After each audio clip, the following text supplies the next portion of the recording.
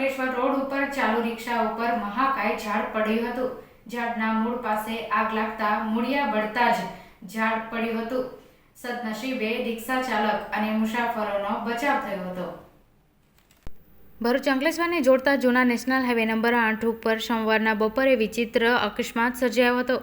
Road side ઉપર ઝાડી ઝાંખરામાં કોઈ કારણોસર આગ લાગી હતી, જે રોડ બાજુમાં આવેલા વિશાળ ઝાડના મૂળ સુધી પહોંચી હતી અને મૂળ સળગીને કમજોર થતાં ઝાડ અચાનક ભરૂચ તરફ જઈ રહેલી રિક્ષા ઉપર પડ્યું હતું। રિક્ષામાં બેસેલા રિક્ષા ચાલક અને મુસાફરોને જોકે બચાવ થયો હતો, તેમને સામાન્ય ઈજા પહોંચી હતી, ત્યારે રિક્ષાને ભારે નુકસાન થયું હતું। ઘટનાના પગલે ભરૂચ તરફ જતો માર્ગ બ્લોક થયો હતો અને વાહનોની કતાર લાગી જવા પામી હતી।